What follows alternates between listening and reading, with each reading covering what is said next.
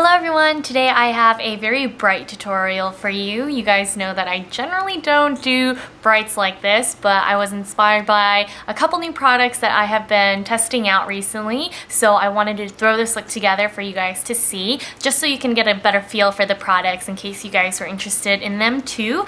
So I didn't start with my foundation because I was already wearing my brows and foundation and powder, so it's going to be just an eye tutorial, but I do want to go over the products that I am wearing on the rest of my face. So I mixed my new Hera HD foundation in 23 with my Givenchy Photo Perfection Light in number 6 light gold. This one's a little too dark for me and this one's a little too light, so mixed together they make a really great color for me. And then to top off that combination, I used my Cargo Blu-ray powder in 30. 40 is a little too dark for me, so I'm sticking with my 30, and I applied it with my powder foundation brush by Dior.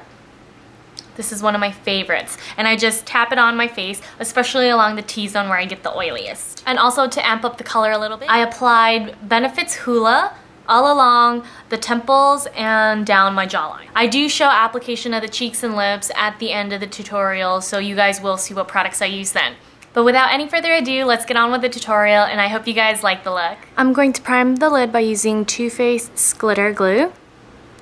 You don't need too much of this at all. In fact, if you use too much, your eyeshadow will actually start to clump. So you want to pat this down onto the lid.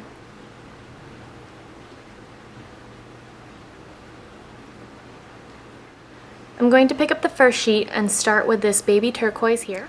Using my ring finger, I'm just going to pat it right in the inner corner.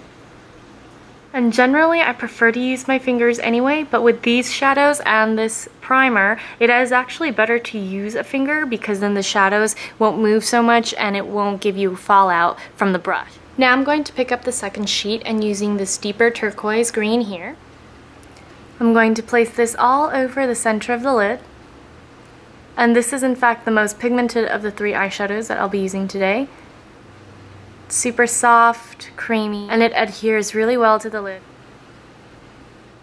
Now I'm going to take the deep purple right above the dark green that we use, and I'm just going to pat this right on the outer corner of the eye. You can bring it forward toward the pupil, but keep it as low to the lash line as possible. Now using an angled eyeshadow brush, this is a Sigma 275. I'm going to place this right along the outer corner, and I'm going to extend the eyeshadow just a little bit, bringing it together with the edge of the green turquoise and blending it right along the lash line.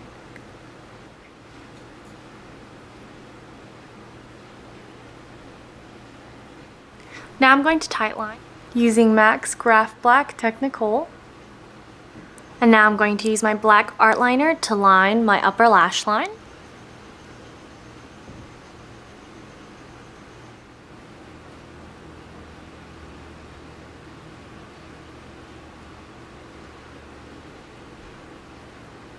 Now I'm going to use my Stila Electric Glitter Liner, and I'm going to gently trace my lower lash line.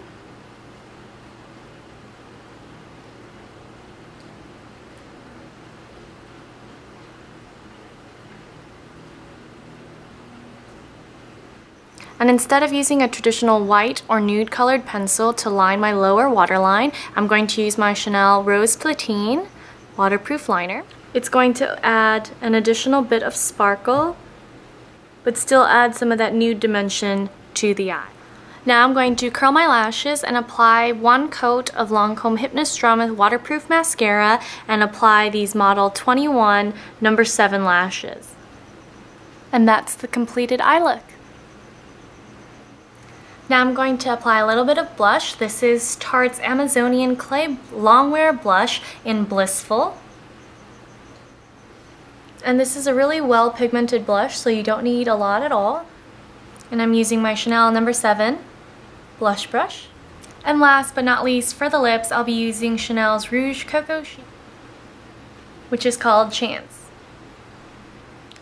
I hope you guys like the look, and it's really quick and simple to achieve, plus the products aren't too expensive. So I'm sure that some of you who want to be a mermaid for Halloween could even pull this off, make it a little bit more dramatic, add a little bit of rhinestones on the side here. You can buy cosmetic rhinestones at Ulta or maybe even Sephora. If you want to wear this during the day but you want to amp it up a bit, you can always take the eyeshadow a little higher. Personally, when I wear bright colors like this, I like to keep it as low to the lid as possible just to make it not pop so much. But of course, you don't have to follow the tutorial step by step. You can always edit it to your preferences.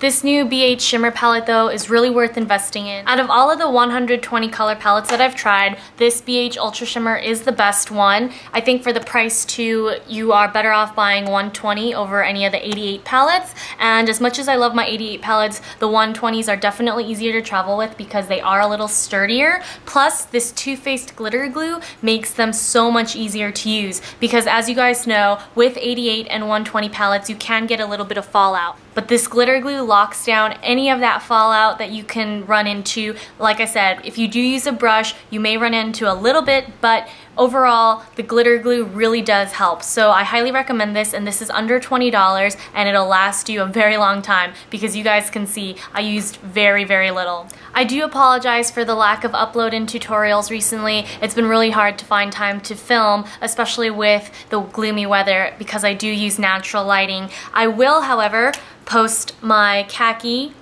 tutorial with this Dior 3-color palette. These are the new smoky palettes that were released last month. So this will be my next tutorial for any of those who are interested in it. Thanks so much for watching, and if you have any further questions about the products that I used, feel free to leave them below in the comments and I'll try to get back to you guys as soon as possible. Thanks so much again for watching. Have a wonderful day.